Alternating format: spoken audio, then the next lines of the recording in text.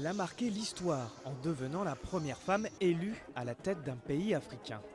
Le 10 octobre, le Libéria devra choisir un successeur à Ellen Johnson Sirleaf. Et avec seulement une femme parmi les 20 candidats à la présidentielle, il y a de fortes chances qu'un homme prenne la tête du pays. Même constat du côté des députés, à peine 16% des candidats aux législatives sont des candidates. Quel que soit le résultat, les femmes doivent rester dans la course et donc dans le paysage politique du pays. J'encourage le plus possible les femmes à poursuivre leurs efforts et ne pas se détourner de cette élection. Nous ne pouvons prédire qui va gagner. Au Libéria, le stéréotype de la femme au foyer est toujours solidement ancré dans les esprits. Un sérieux frein à l'engagement des femmes dans la vie publique. L'une des idées reçues qui circulent est de dire « mais qu'est-ce que les femmes veulent de plus ?» Comme si tout était réglé aujourd'hui parce que nous avons une femme présidente. Sirleaf a répété à plusieurs reprises qu'elle devait ses victoires de 2005 et 2011 à la mobilisation massive des femmes de son pays. Des succès qui paraissent bien loin aujourd'hui. Nous sommes à la croisée des chemins et il y a un vrai risque de retour de bâton en ce qui concerne l'engagement des femmes dans la politique du pays et l'élection de femmes. C'est assez préoccupant. La présidente sortante a beau officiellement soutenir son vice-président Joseph Boakai, elle a d'ores et déjà annoncé qu'elle fera activement campagne pour les femmes candidates lors des prochaines élections.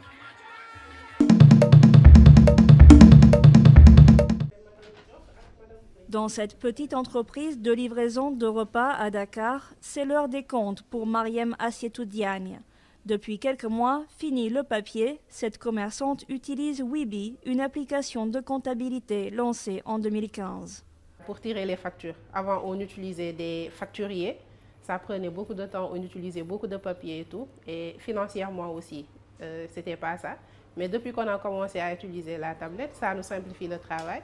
Ça nous permet aussi de faire un suivi client, de savoir les clients qui sont réguliers, le nombre de commandes et aussi combien de plats on sort par jour.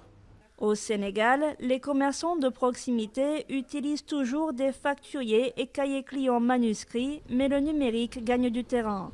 Plusieurs compagnies proposent des solutions digitales. Cette application peut s'acheter seule ou avec une tablette et une mini-imprimante pour environ 200 €. C'est un robot qui vous permet d'analyser et de sauvegarder vos données en temps réel. Le mot-clé, la simplicité d'utilisation. La tablette Somme-Tout va même jusqu'à n'utiliser que des images et aucun texte. On a des niveaux d'éducation qui sont assez hétérogènes dans le secteur, donc on a pris le pari de faire un outil qui est sans texte, basé uniquement sur la voix et la reconnaissance vocale, ce qui permet à une cible qui peut être illettrée et qui peut être très diplômée d'utiliser notre appareil sans problème. Weebly et Somme-Tout comptent à eux deux pour l'instant environ 150 utilisateurs. Un marché balbutiant, mais dont le potentiel est considérable. Au Sénégal, la moitié des commerces sont des entreprises individuelles.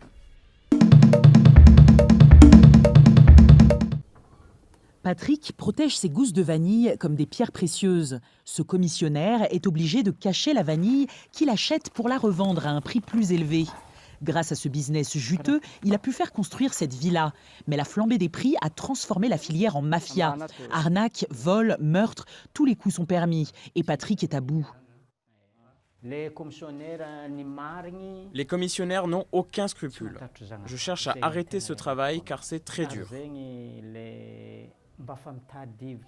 Tout le monde est malhonnête, qu'ils aient 20, 40 ou 60 ans, tout le monde ment.